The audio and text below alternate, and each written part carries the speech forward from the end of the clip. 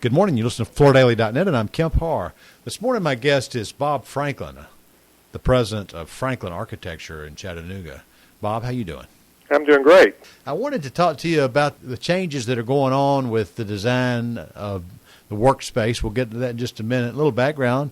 Your grandfather started this firm in 1933. You've done some pretty noteworthy buildings. You've done the major utility building downtown. You've done several of the major buildings in the private schools in town, law firms, financial institutions, some university work, some churches. You're one of the leading firms in town, aren't you? We'd like to think we are. Okay.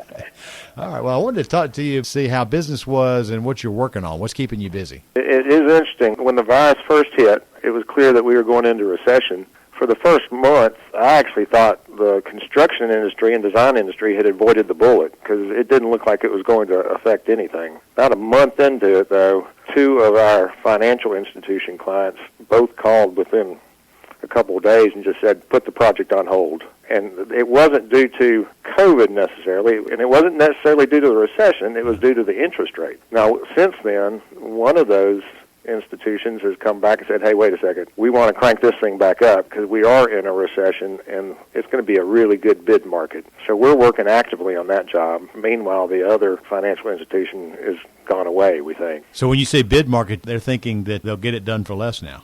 Oh, yeah. I'd be willing to bet. No one really knows, but I was speaking with the head of the local AGC, and they are battening down the hatches. They're doing seminars for all their members on how to survive a deep recession. Well, we follow the AIA Billing Index, and, it took a big crash in April. It went down, I forgot what it's down around 30, and 50 means that it's doing okay, so it dropped down. I think the next month is going to be better. Billings is early indicator. It's a 9-month out as far as when projects might get started. You were telling me, though, that some of your clients have got you busy designing spaces, and one of them is out in the middle of nowhere, right? Yeah, another financial institution, interestingly enough, they are considering depopulating their main office and building a freestanding 10,000 square foot building away from their main campus for an operation center or a call center. It was an interesting conversation. It's a call center, so you just assume it's going to be open office. And he goes, oh, it's not going to be open office. We're going to put everybody in a call center in a private office.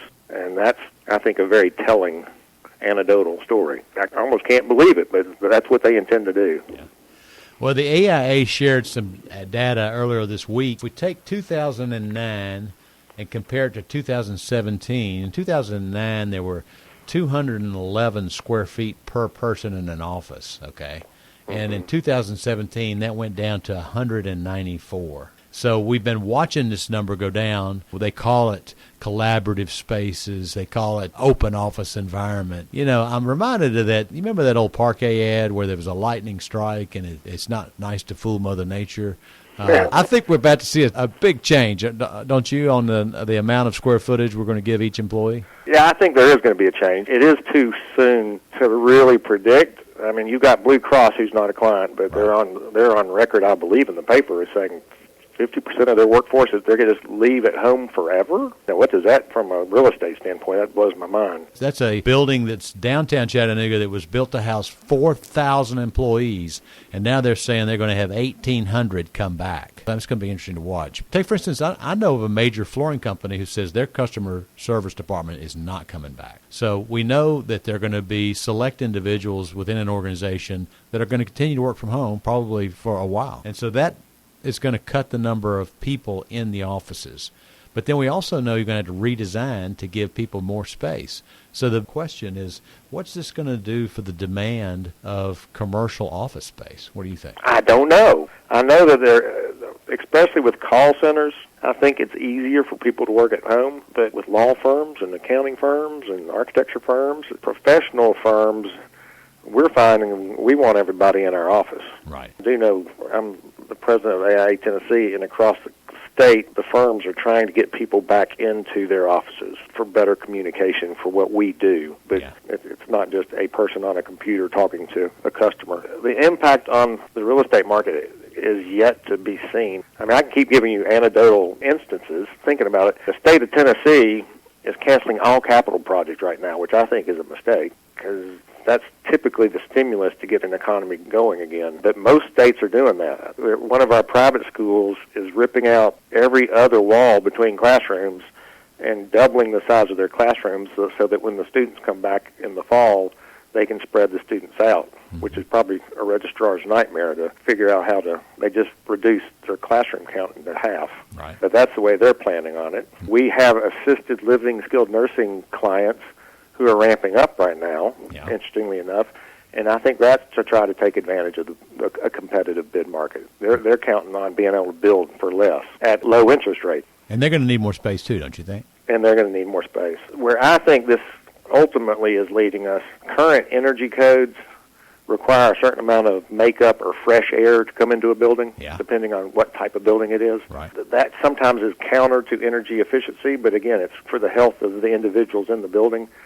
I could see the building code officials requiring more of that. Everybody acts like COVID. We're treating COVID as like all diseases are like COVID, but they really aren't. I mean, if the next pandemic is not moisture out of your mouth, but more airborne, just breathing it, makeup air is going to be much more critical to keeping a building healthy and clean. So I could easily see a lot of code changes in that way, as well as the area per individual. The interior designers and architects have been selling open offices with low walls between people so that you can take advantage of natural light and views, and we think it's a nicer place to work, quite frankly. All of a sudden, they're getting calls going, okay, we have these 42-inch high petitions.